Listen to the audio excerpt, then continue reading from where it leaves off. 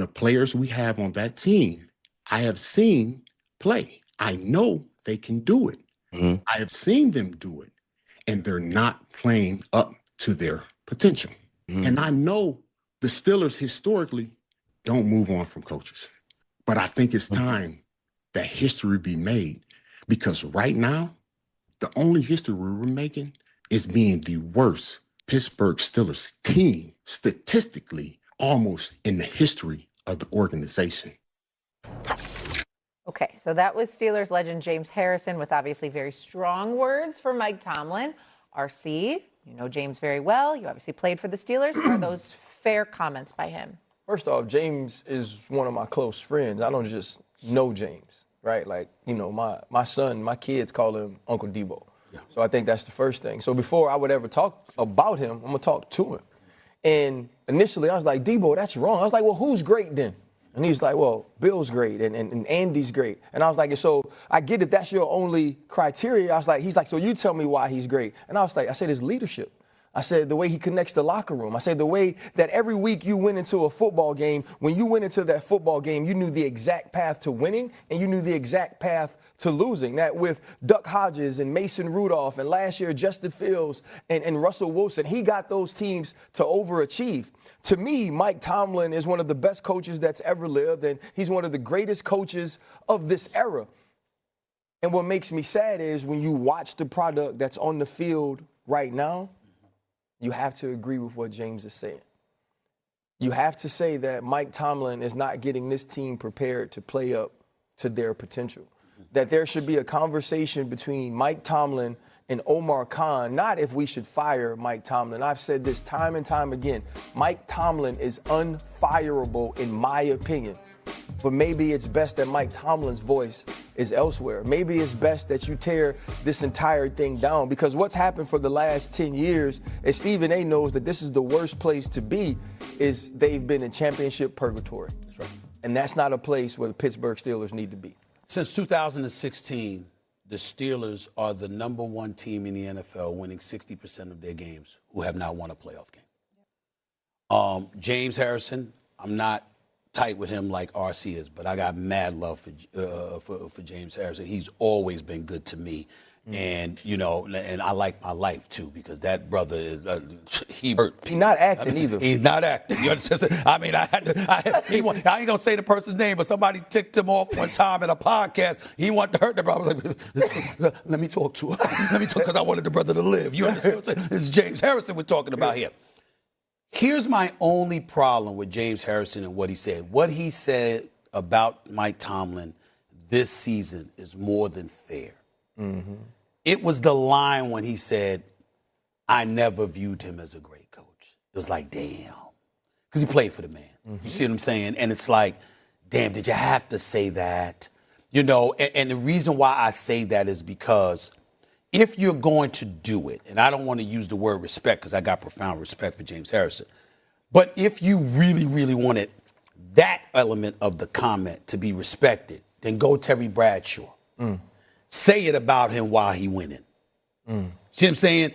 To say it now, what you've been feeling about the totality of his coaching resume is an ouch moment, and you found yourself saying, was that really right? Was that really necessary? Terry Bradshaw said it years ago about Mike Tomlin, when Mike Tomlin was winning. Whether you agree to disagree, it's the four-time champion, Super Bowl champion quarterback for the Pittsburgh Steelers that said that about Mike Tomlin when he was winning. That's different than saying it now. But you see so here is why I reached out to James. Sure. Terry Bradshaw saying it isn't a man that's connected to Mike Tomlin. I agree with that. Just right. And so when Terry Bradshaw says it, Terry Bradshaw to me is saying it as a Steeler great, but also as an analyst outside of the locker room. Yeah. When James Harrison says it, people give more credence to it because you played for him. Right. You won a Super Bowl with him. You were the defensive player of the year with Mike Tomlin. And so the question starts to be asked, well, why do you say it? Give me the specifics. And so for me, there's always that level of respect, that level of love where the insides and the insights of what I know about him are between me and him. And if I ever got to the point where that was that strong of a statement, Mike Tomlin would know that before I said it. Right. And I called James, and James told me that Mike T already knew he felt that way. Got it. Okay. All right. Well, that clears some things up. Regardless, Steelers are still 6-6. They're still tied for first place in their division. There's still a lot of season left, and they could still make the postseason. And maybe else in the NFL. When they made all these moves this year, I said this is the worst place you could possibly be, because we all knew they would be 9-8, 8-9. They're going to have the 18th pick of the draft. And I said this on Monday after watching that game. What organization has more dire straits right now? Who has more dire hope for the future? Realistically, I think there's someone have thrown out two, maybe. And so, like, if you're Mike Tomlin, this is an old defense. It's an expensive defense. You still don't have a quarterback of the future. You're not going to be bad enough to have the quarterback of the future early enough draft pick. Where's the hope in trying to get back to a standard of that you have said? I think the Steelers are closer to a rebuild than a Lombardi, not even close to that. So, yeah, if I was Mike Tomlin, as much as you have great admiration for the organization, winning at a level that you certainly were accustomed to is a far way away. So, Dan, one of the things that surprised me this week was former players coming out and being critical of Mike Tomlin, Ben Roethlisberger, Debo, James Harrison. How much of the current state of affairs for the Pittsburgh Steelers is on Mike Tomlin, and how should we look at his legacy as the Pittsburgh Steelers head coach for 19 seasons? Yeah, I mean, it's hard to just bypass him as a significant part of it. He's the head coach. I'm sure he has some hand in putting the roster together, and obviously some hand in selecting the way that they went about acquiring Aaron Rodgers. And so it's a defense that, you know, Chris, like, you watch the defense, everybody stands up. So that's the Pittsburgh Steelers defense so he's got to have a significant hand in all of that. And I understand the players speaking out, because I can't imagine being an ex-Steeler and being used to watching the Steelers and the brand of the Steelers play to a certain way, and then watch that. Yeah, I mean, but Dan, oh man, like, I played for Tom Coughlin, Sure. won a Super Bowl with him. At the end, it wasn't pretty. I wasn't coming out and criticizing Tom Coughlin. Yeah, I was surprised to hear that's a different level. I was surprised to hear Debo saying that Tomlin is a good coach, not a great coach. Yeah, I was surprised. I don't know if there's, I don't think there's a lot of recent evidence to justify great. And back great, okay, certainly has had a tremendous career and has had stretches where he's been a great coach. But so great career, not necessarily a great coach. No, I think he's had moments when he's been a great coach. I mean, Stephen A. I'll give Stephen A. his credit. Stephen A. has said this: 10 years without a playoff win, and with an organization that we know has a history of being properly run top to bottom. 10 years. No other coach would be given that grace period. So, it's hard to sit here and say he's not a great coach. But again, there's not a lot of evidence to sit there and say, great coach. Okay, so when you watch the film, when you see what Mike Tomlin has done in recent memories, do you think that he could have a second act similar to what we saw with Andy Reid? Yes. Do you think that that's possible? Yeah, but I would say that the number one thing is, you got to find a viable player at the quarterback position. That's been a huge part of this 10-year run. Is they had Ben his last 3 or 4 or 5 years when Ben had gotten a little bit older, a little bit more beat up. Then they had a couple-year stretch where it was like a plug and play. Then it was Kenny Pickett, and obviously recently it's been a revolving door. And so, Andy Reid's second act is because he's had one of the most talented quarterbacks to ever play football with him. That goes a long way. So do I think he can? Yes. But do I think he's going to do it with a journey? You know what, Steelers fans? I've tried to stay calm. I've tried to ride the ups and downs with hope. I've believed. I've defended the black and gold. But the voices of legends like James Harrison, they're starting to echo the frustration that many Steeler Nation feel deep down. Harrison didn't mince words. I have never been a person that thought Coach Tomlin was a great coach. Not just this year, overall. That's harsh, but it cuts right to the core.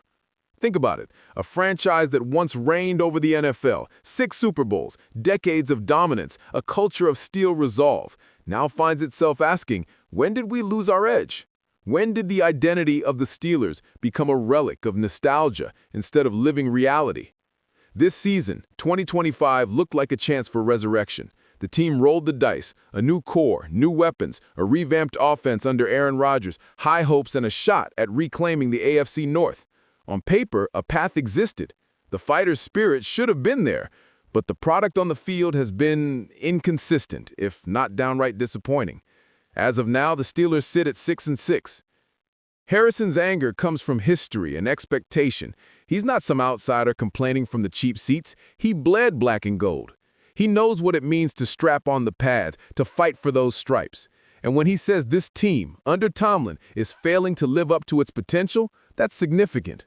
Let's be real. The last time this franchise won a playoff game was back in January 2017 when they beat the Kansas City Chiefs. Since then, crickets. That fact alone should make every Steeler fan sit up and take notice. And 2025 was supposed to be different. Rodgers returning, weapons like DK Metcalf on offense. There was hope for a fresh start. Instead, we got flashes of competence, followed by moments of utter breakdown, missed opportunities, defensive collapses, unpredictability. The coaching staff's calls, adjustments, and consistency have been questioned. Is this really what we expect from a Steelers team? Harrison didn't only criticize Tomlin. He questioned whether this team is being properly prepared, whether the scheme still fits, whether this could be the moment to finally do what Steelers historically almost never do, make a change. But let me say this, I'm not giving up on Pittsburgh. I grew up loving the Steelers. I believe in the tradition. I believe in the roar of the crowd at Acrisure Stadium. I believe in the grit, the grind, the fight that built those 6 Lombardi trophies. And maybe, just maybe, this season, this moment is the wake-up call. Because what else can it be? When legends speak out, when fans chant fire Tomlin, when the playoffs slip away, not because of lack of talent, but because of execution, that's not just bad luck. That's a systemic problem. And this franchise, this legacy, deserves better. So here's where we stand. The Steelers have a chance to right the ship. There's still enough season left for redemption.